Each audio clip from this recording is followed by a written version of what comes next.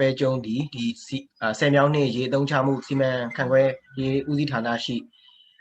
စီမံကိန်းနဲ့လုပ်ငန်းခွဲဌာနခွဲလက်ထောက်အင်ဂျင်နီယာအဖြစ်တာဝန်ထမ်းဆောင်လျက်ရှိပါတယ်ပြောကြမဲ့ခေါင်းစဉ်ကကြတော့ဒီဘင်္ဂလားဒေ့ရှ်နဲ့နီပေါ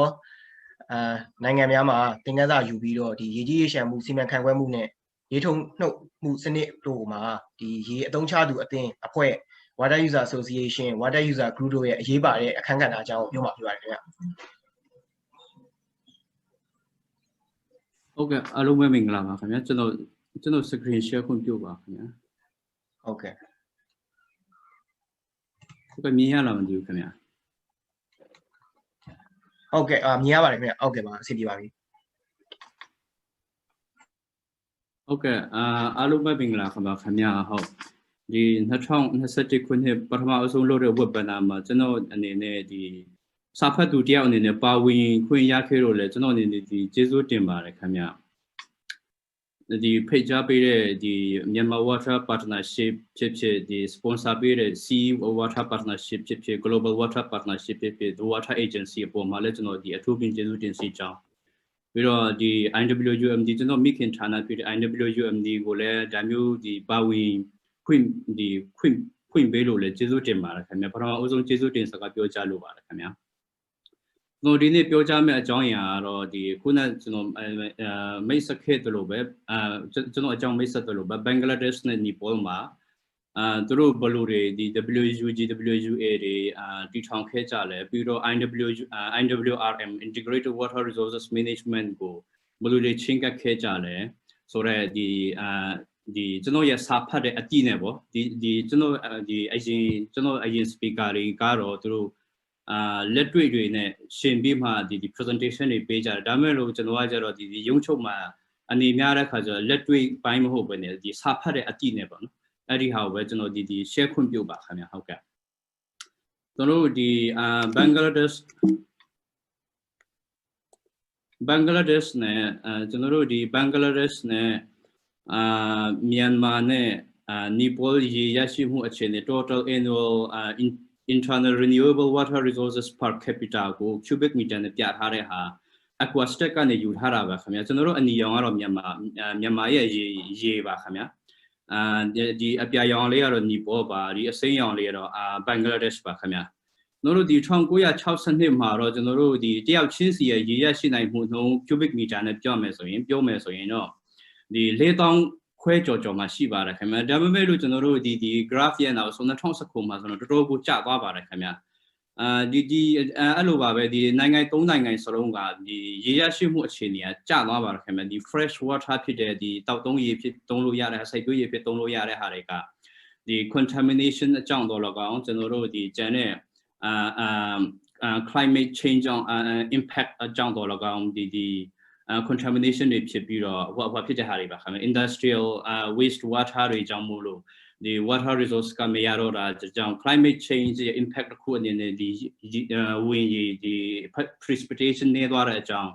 အဲ့လိုနဲ့ဒီရေကတော်တော်လေးကိုဒီတို့နိုင်ငံမှာရှိနေတဲ့ရေတွေရဲ့ပမာဏကရော့ကျသွားတယ်ဆိုတော့ဟာကိုမြင်ရမှာဖြစ်ပါတယ်ခင်ဗျဒီ graph ကြည့်မယ်ဆိုတော့ပြီးတော့ကျွန်တော်တို့ဒီမြန်မာနိုင်ငံမှာကျတော့ဒီဘယ်လောက်ထိကြီးတယန်ဇာတကဒီပိုးကျွေဝလဲဆိုရင်ဒီအရှိဒီအာရှတိုက်တစ်ခုလုံးရဲ့အာရှတိုက်တစ်ခုလုံးမှာရှိတဲ့ရေချိုကြီးပမာဏရဲ့12%ကဒီကျွန်တော်တို့မိခင်မြန်မာနိုင်ငံမှာတင်းအောင်နေတာဖြစ်တယ်အလားတူပဲဒီနီပေါနိုင်ငံကိုနဲ့ဘာဖြစ်လို့ရှင်းချင်တာလဲဆိုတော့နီပေါနိုင်ငံကလည်းသူ့ရဲ့နိုင်ငံတစ်ခုချင်းစီသူ့ပြည်တွင်းမှာရှိတဲ့ per capita rate နဲ့ပြန်တွက်ရင်ကဘာမှာဒီဒုတိယရေချိုရေချင်းအများဆုံးပိုင်ဆိုင်ရတဲ့နိုင်ငံဖြစ်တယ်ပေါ့နော်ပြီးတော့ဒီဘင်္ဂလားဒေ့ရှ်နဲ့ကြတော့ဘာကြောင့်မလို့ရှင်းချင်တာလဲဆိုတော့ကျွန်တော်တို့ဘင်္ဂလားဒေ့ရှ်မှာကြတော့trans boundary river ပေါ့တော့ဒီအိန္ဒိယနဲ့ဘင်္ဂလားဒေ့ရှ်နဲ့ဖြတ်ကျော်တဲ့မြစ်ကြောင်းတွေကဒီ50ကျော်ရှိတယ်ပေါ့နော်54ခုရှိတယ်အဲ့ဒီမှာကျွန်တော်တို့နီပေါနိုင်ငံနဲ့ဘင်္ဂလားဒေ့ရှ်နိုင်ငံကနေဘယ်လိုမျိုးဒီလူထုအခြေပြုလို့ပြောလို့ရတဲ့ဒီ water user group ရဲ့ water user association တွေဖွဲ့ပြီးတော့ဘယ်လိုတွေစီမံခန့်ခွဲခဲ့ကြလဲဘယ်လိုမျိုးinstitutionalize တွေလုပ်ခဲ့ကြလဲဆိုတော့ဒီသင်ခန်းစာတွေကိုကျွန်တော်ဒီအခုပြောမှာဖြစ်ပါတယ် ဒီကျွန်တော်တို့နိုင်ငံ၃နိုင်ငံဒီမြန်မာရဲ့ Bangladesh ရဲ့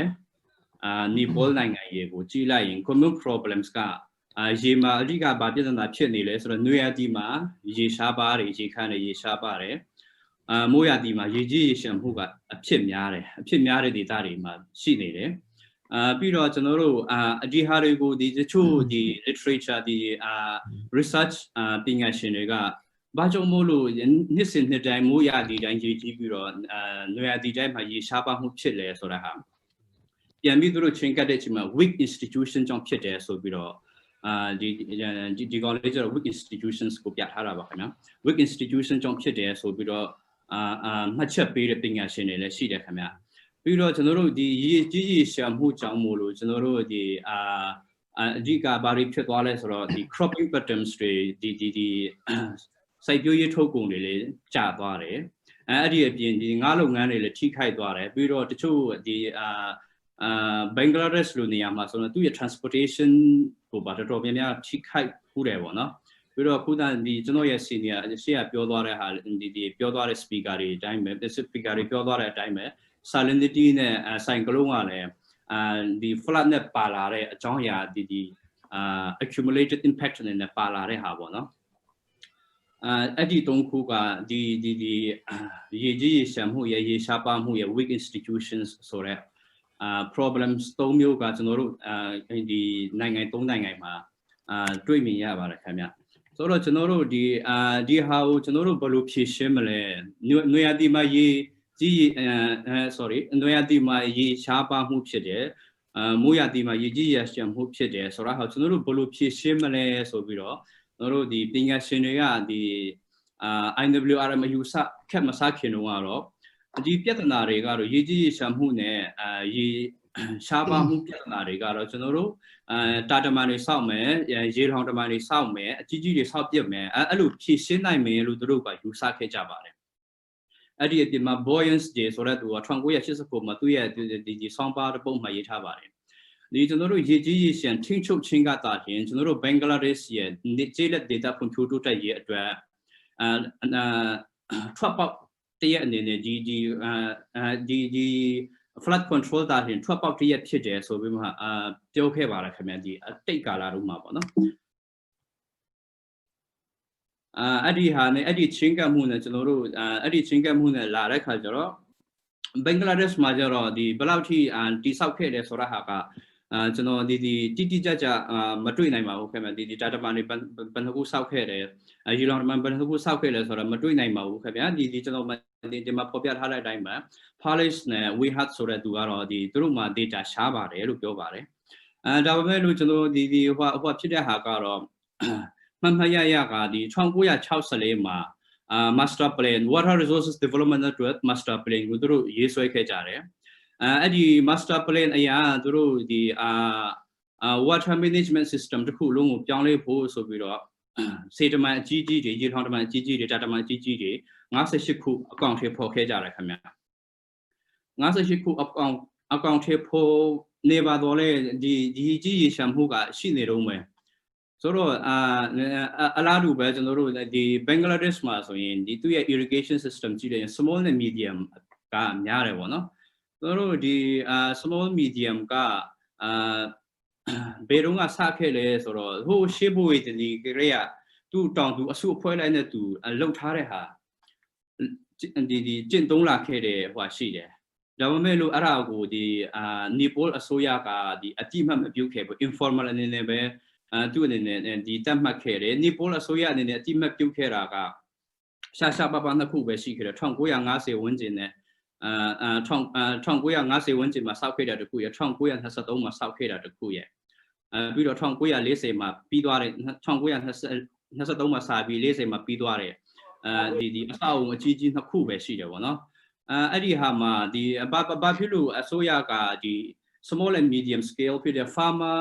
managed irrigation system ကိုအတိမတ်မပြုတ်ခဲ့တာလဲဆိုတော့မိခွန်းဒီကျွန်တော်ဒီမှာပြထားတဲ့ဒီပညာရှင်တွေရဲ့ဒီ2018ဆောင်းပါးမှာထည့်သွင်းထားကြတယ်ဘ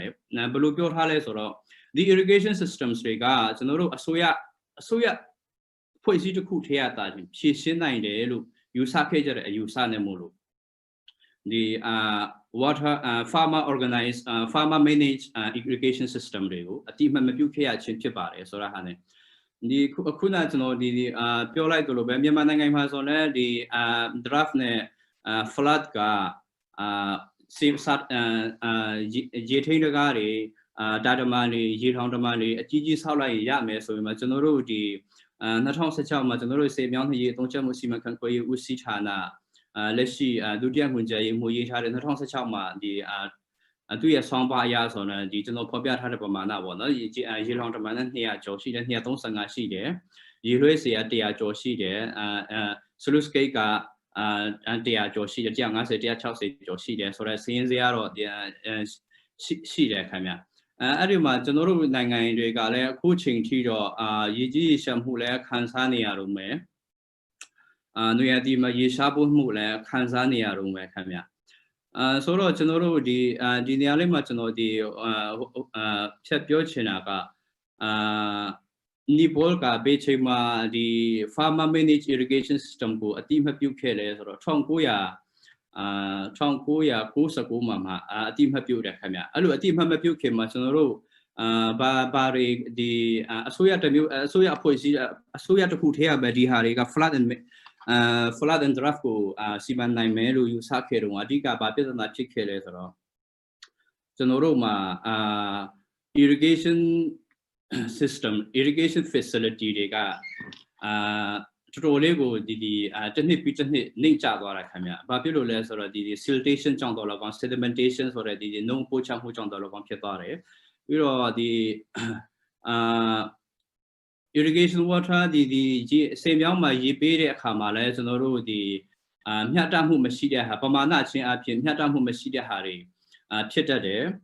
ပြီးတော့ water use နဲ့ water use ကလည်းကျွန်တော်တို့ရေအသုံးချမှုကလည်းတိတ်ပြီးတော့ထိရောက်မှုမရှိသလိုဖြစ်လာတယ်ဒီအလေအလွင့်ရေအလေအလွင့်ကများလာတယ်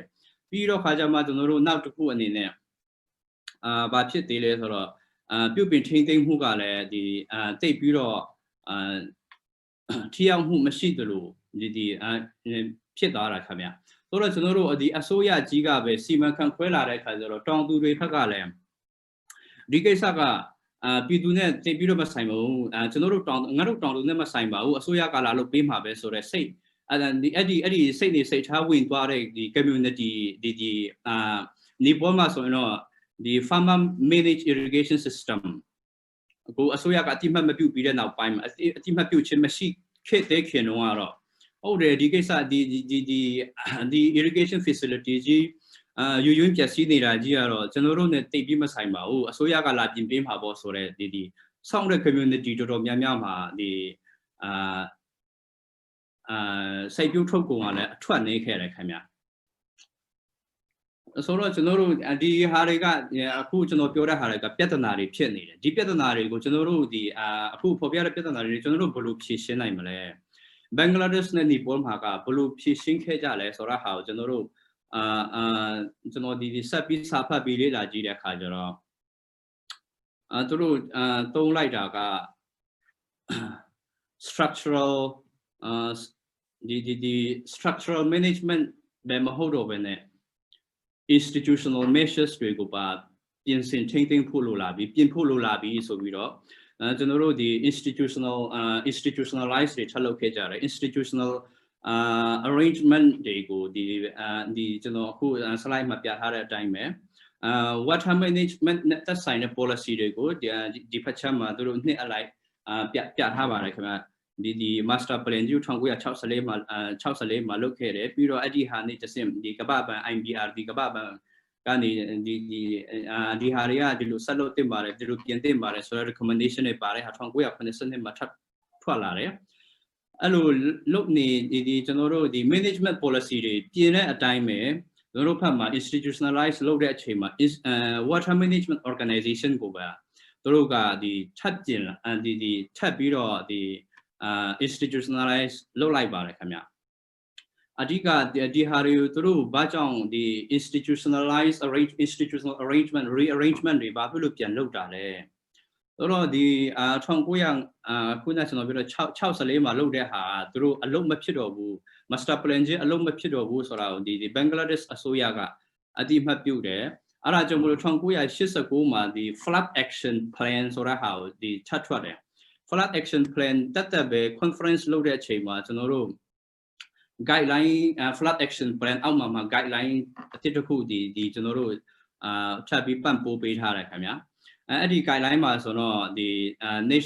national water policy Bangladesh national water policy လူအပ်နေပြီဆိုတဲ့ဟာကိုဒီဟိုလုပ်တဲ့အခါကျတော့1999မှာကျွန်တော်တို့နှစ်ကုန်ပိုင်းမှာနှောင်းပိုင်းမှာဒီ IWRM အခြေခံတဲ့ဒီ national water policy ကိုထပ်ဒီပြဋ္ဌာန်းခဲ့ကြတယ်ခင်ဗျအဲ့ဒီမှာကျွန်တော်တို့ national water policy မှာသူတို့ Bangladesh national water policy မှာအဓိကအဖြစ်အရေးကြီးတာကဒီ legal နဲ့ legal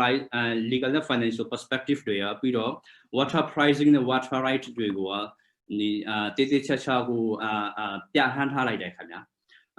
ဆိုတော့ကျွန်တော်တို့ဒီ major institutional reforms လုပ်တဲ့အချိန်မှာဒီအစိုးရရဲ့အခန်းကဏ္ဍကြီးပဲမဟုတ်တော့ဘူးနဲ့ private sector တွေရော civil society တွေရဲ့ sector တွေရောပြီးတော့ခုနကကျွန်တော်ပြောတဲ့ဒီ Bangladesh ရဲ့ဒီWUA water user ဒီရေအသုံးချသူများအတင်းနဲ့အဖွဲ့ရေသုံးချသူများအဖွဲ့နဲ့အတင်းဆိုတဲ့ဟာတွေရောသူတို့ဒီအတိမပြုတ်လာတဲ့ခါကျတော့ဝန်ကအစိုးရကစီမံခန့်ခွဲနေရတဲ့ဝန်ကတော်တော်ပေါ့လာတယ်လို့ဒီ literature review တွေကဆိုထားပါတယ်ခင်ဗျဆိုတော့ဒီအချို့အနေနဲ့ Bangladesh ရဲ့ institutional rearrangement တွေကြည့်လိုက်ရင်အချို့အနေနဲ့သူတို့မူဝါဒမှာရောသူတို့ဒီ legislation တွေမှာရောဒီorganization setup တွေမှာရောပြီးတော့သူတို့ project စီမံကိန်းတွေလုပ်တဲ့ဟာတွေမှာရော IWRM ကိုအခြေခံပြီးမှကိုလုပ်တယ်ဆိုတာဟာဒီဇယားနှစ်ခုပေါ့နော်ဇယားနှစ်ခုလေ့လာလိုက်ရင်တော့ဒီတိမြင်ချင်းရှားပါတယ်ခင်ဗျာပြီးတော့အဲ့ဒီ IWRM ဆိုတာနဲ့ IWRM concept ကိုအခြေခံလိုက်တဲ့ခါကျတော့ဒီကျွန်တော်တို့capacity building stakeholder ရဲ့ capacity stakeholder အတီးတီးရဲ့ capacity building ကလည်းအရေးကြီးလာတယ်ခင်ဗျပြီးတော့ကျွန်တော်တို့ဒီ legal reinforcement ကဘာဖြစ်လို့အရေးကြီးလာလဲဆိုတော့ဒီကျွန်တော်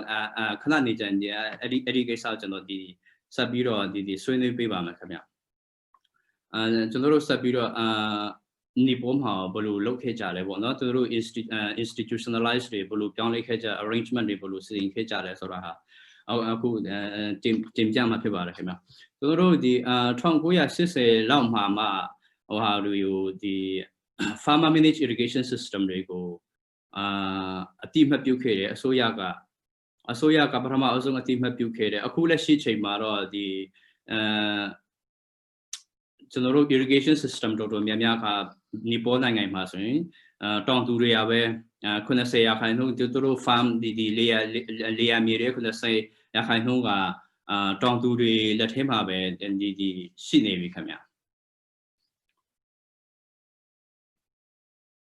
ဆိုတော့ကျွန်တော်တို့ဒီ AKWUAG မှာကျတော့ AKWUAG မှာကျတော့ဒီ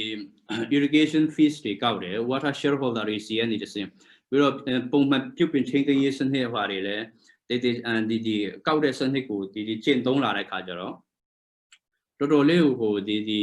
အစိုးရအနေနဲ့ဝန်လည်းပေါ်သွားတယ်နောက်တစ်မျိုးပြောမယ်ဆိုတော့ decentralize လုပ်လိုက်တဲ့ခါကျတော့အစိုးရအနေနဲ့ဒီနိပညာအဖြစ်တော်လကောင် financial band ဒီငွေကြေးအဖြစ်တော်ကောင်တော်တော်လေးကိုအဆင်ပြေသွားတယ်ခင်ဗျပြီးတော့ကျွန်တော်တို့ဒီဘက်မှာဒီ diagram ပြထားတာကဒီဖက်ချမ်းမှာပြတဲ့ဟာက2000ပြည့်နှစ်မပြည့်ခင်တုန်းကတုံးတဲ့ဟာနဲ့အခုလက်ရှိတုံးတဲ့2000ပြည့်နှစ်နောက်ပိုင်းမှာသူတို့institutionalize ကိုလုံးဝ organizational institutionalized arrangement ကိုလုံးဝပြောင်းသွားတယ်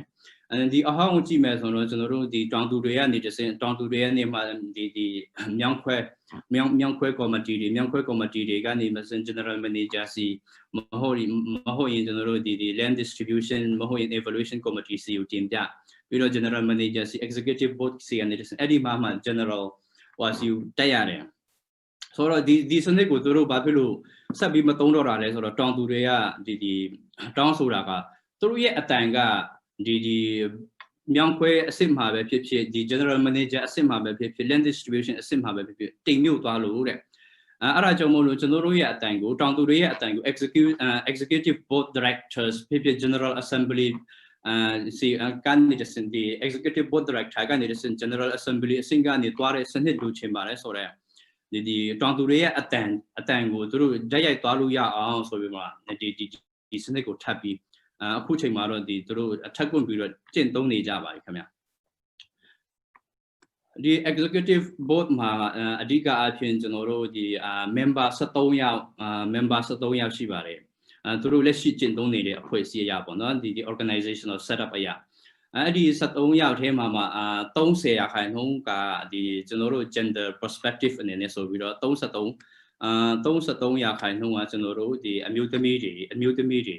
တာဝန်ပေးထားတယ်ခင်ဗျပြီးတော့ board ကိုကျွန်တော်တို့ဒီ executive board ကိုဒီသက်ဆိုင်ရာ WUA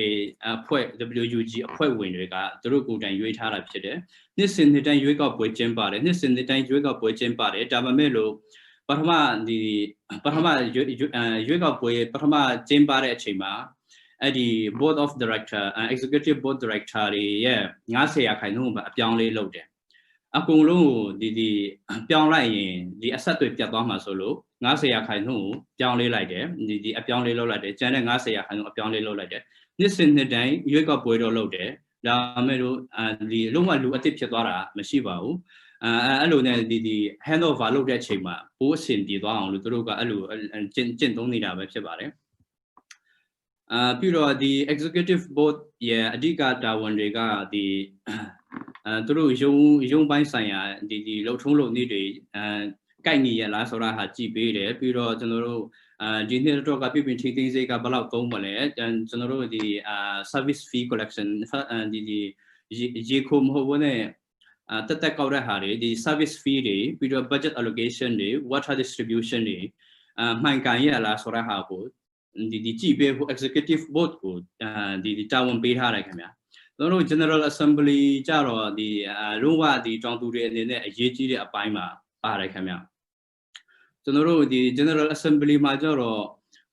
အဓိကအဖြစ်သူ့ရဲ့ authority ရဲ့ဘာမှရှိလဲဆိုတော့ constitutional amendment တွေမှာတာဝန်ရှိတယ်ပြီးတော့ rules and regulation ဒါမှမဟုတ်ရင်ဒီဆုံးဖြတ်ပြီးသားဆုံးဖြတ်ချက်တွေကိုပြောင်းလဲဖို့ general assembly မှာလုံးဝဒီတာဝန်ခံရမယ်ဆိုတာဟာနဲ့လာတယ်ပြီးတော့ဒီ general assembly မှာက board of director တွေမှာလုပ်တဲ့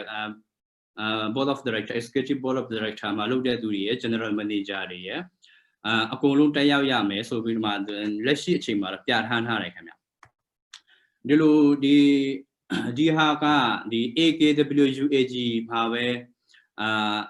သုံးတဲ့ဒီစနစ်တစ်ခုကိုကျွန်တော်ကရွေးပြထားတာဖြစ်တယ်ကျန်တဲ့ WUG တွေမှာဆိုရင်ကျန်သူတို့ဟာနဲ့သူတို့ constitution နဲ့သူတို့သွားတယ်ခင်ဗျဘာဖြစ်လို့လဲဆိုတော့ကျွန်တော်တို့ဒီ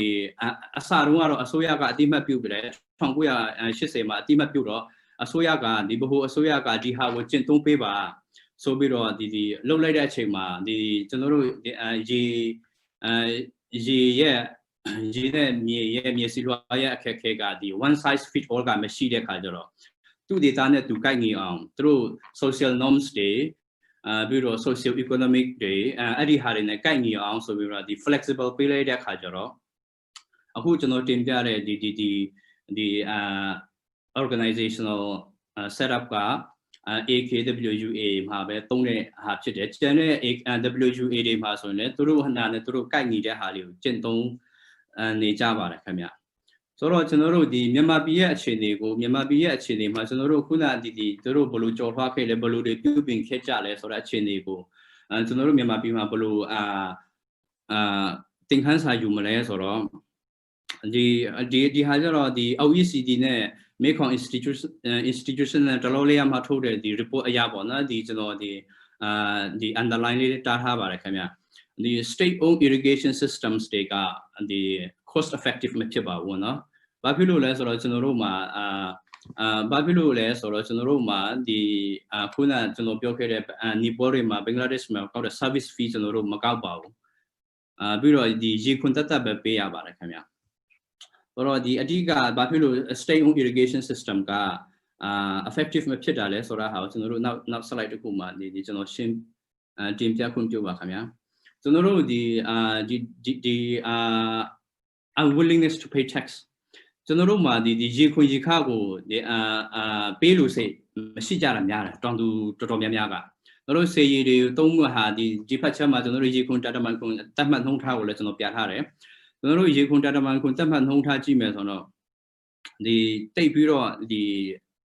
ရေခွင်ကများတာတော့မဟုတ်ဘူးခင်ဗျတိသန်တရားဒီစာအတွက်စေရီတောက် area မှာဒီစေရီတောက်စနစ်ကိုဒီမြေပြုတ်ပြင်ဒီကနေအောင်ရရတဲ့အထီကိုကျွန်တော်တို့ဒီသုံးမယ်ဆိုရင်ဒီစေရီကိုတွေ့ပြီးသုံးမယ်ဆိုရင်တော့တစ်နှစ်မှဒီ2000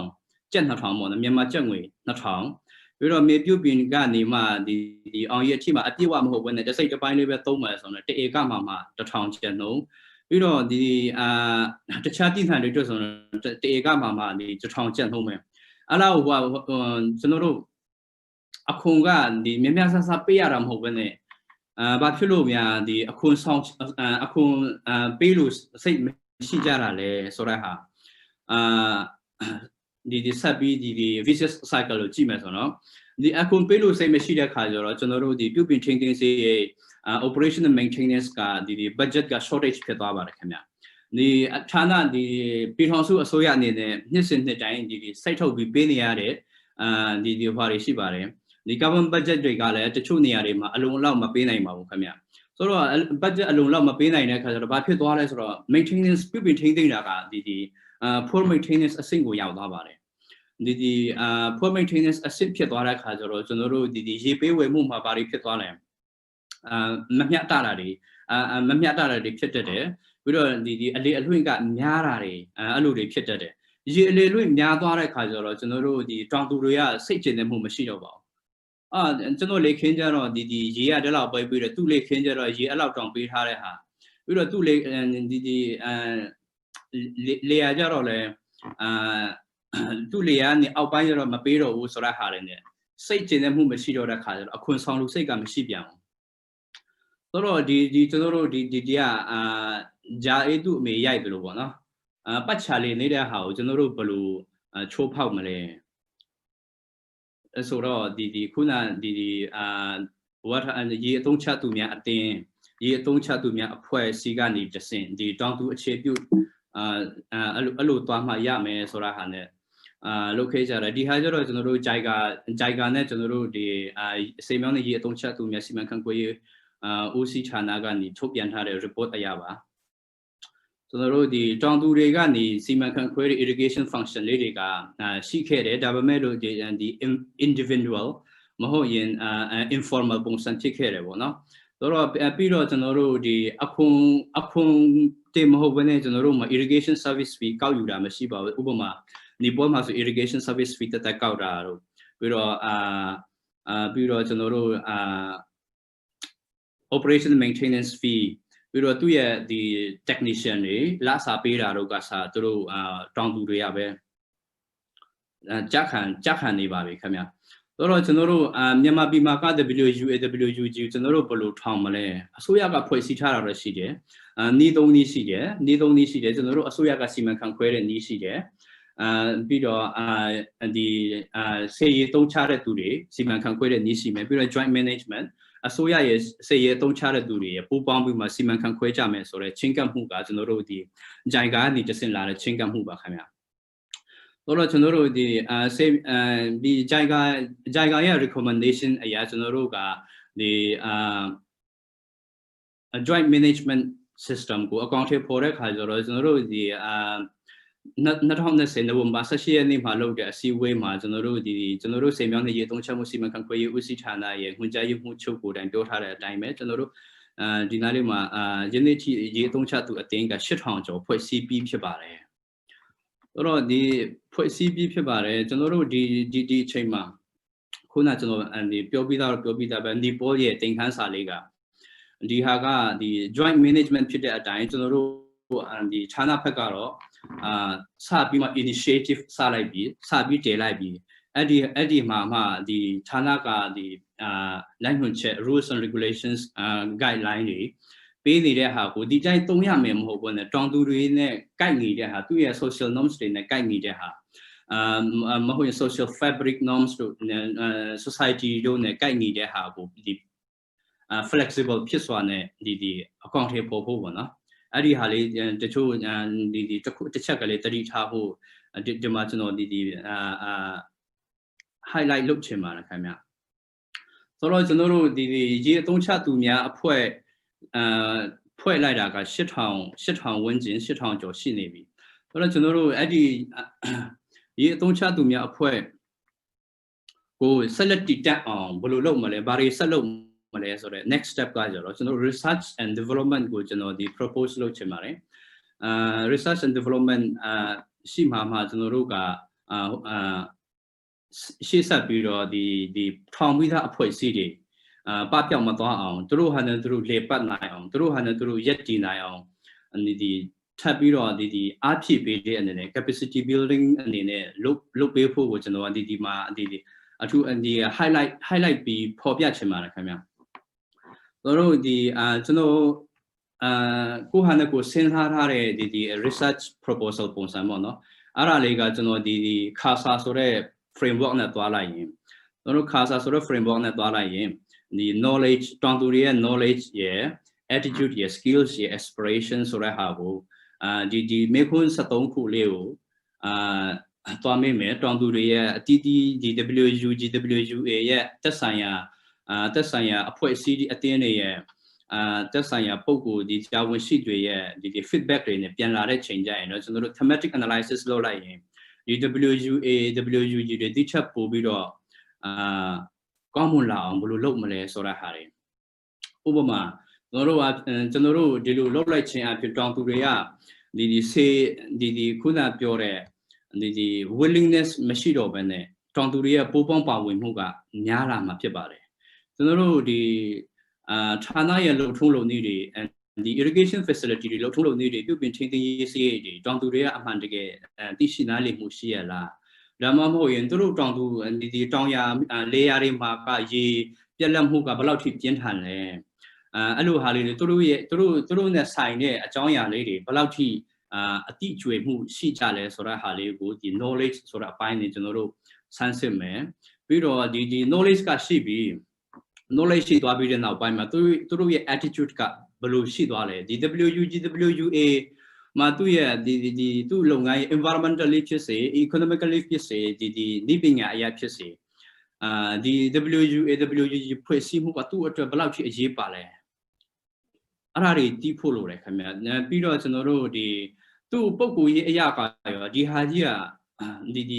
အမှန်တကယ်နားလေရလားသူ့ရဲ့စိတ်နေစိတ်ထားတီးရပြီဆိုရင်ဒီ WUA WUG ဖွဲ့စည်းပြီးတဲ့နောက်ပိုင်းမှာသူ့ရဲ့တုံးနေကြထုံးဒီ practice တွေပြောင်းလဲရလားဘယ်လိုကြောင့်ပြောင်းလဲတာလဲဘယ်လောက်ထိပြောင်းလဲခဲ့လဲသူ့ရဲ့ WUG WUA ကိစ္စနေသွားပြီးတော့အမှန်တကယ်တုံးရလားပြောင်းလဲရလားအဲ့ဒီနောက်ပိုင်းမှာ aspiration ဆိုတာဟာတော့